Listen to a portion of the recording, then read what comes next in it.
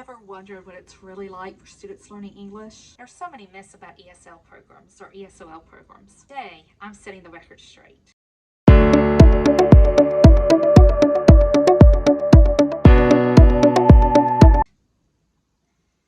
help find out more about helping English learners succeed, click the subscribe button and the bell to be notified when I have new content. So a lot of people think that ESL programs are just for immigrant students. Did you know most students enrolled in English as a second language programs or ELLs, speakers of other language programs, ESOL, are actually U.S. citizens? By the end of the video, you'll know the top 5 myths about ESL students and the truth. So I've worked with ESL students firsthand, and I've seen how there are a lot of myths about these students, particularly when you're working in areas where there may just be a few students or there may be newer growth in this population. The first myth is that ESL programs are only for immigrant students. This is not true. Students may be immigrants who are learning English, but they're also U.S. born. Between 75 and 80% of ELLs are born in the United States, particularly at the elementary school level, children entering kindergarten. Most of the time they are U.S. citizens. The qualifications for ESL services are based on language, not citizenship or ethnicity. Myth 2 is that ESL is about learning basic English. In other words, English to survive, what you might think of survival English. How to go to the bathroom, how to ask to go to the bathroom, or rather, how to find your way around the school, that kind of thing, how to order food. That is important, particularly for the students who are just starting in the United States in a school.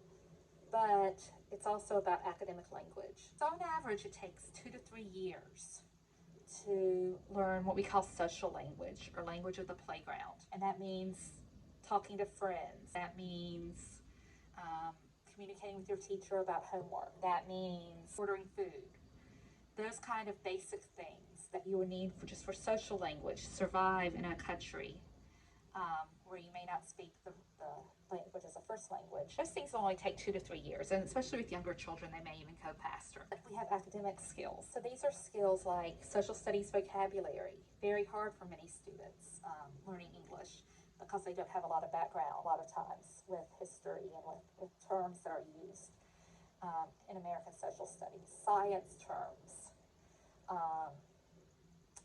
reading skills, skills that are reading comprehension based. Students sometimes come to us, especially at upper grades, who have never been taught those skills. So because of that, many students who are English language learners may have very good social skills and be able to communicate. So it may seem kind of odd that they're in English as a second language services, but again, they're learning those academic skills that they need to succeed in school. Myth 3 is that ESL is just for Spanish speakers. And if I had a dime for every time I heard something about this, I would be a very rich woman. Particularly in rural areas, people think that ESL is just for Spanish speakers, areas where there's not many students learning English. But in fact, it's for anyone who is learning who has any language background other than English and who needs extra support. So that includes Asian students, that includes students from Europe sometimes, who may speak European languages, African students. There's a wide variety of language backgrounds and also cultural and socioeconomic backgrounds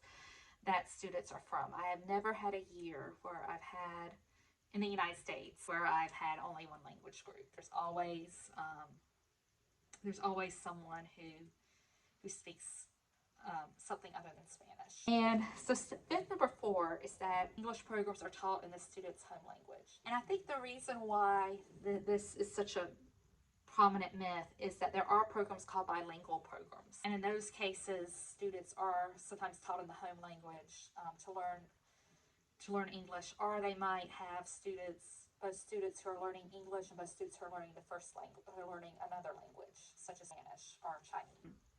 And I think that's what people think of when they think of ESL. Those programs are very rare and they're only found in big cities. So in most cases, English is the medium of instruction, and in many schools, ESL is taught by people who are not proficient in the student's home language, and in many cases, there's more than one home language in the classroom. There might be 4 or 5 home languages, and obviously you can't teach in 4 or 5 different languages, especially when the teacher may not know any of those languages. So English is the main medium. Now, a lot of people will say, how can you do that? I don't understand how you can do that. How can you teach English just using English? That doesn't make any sense to me. Well, think about how you learned to read and to talk as a baby.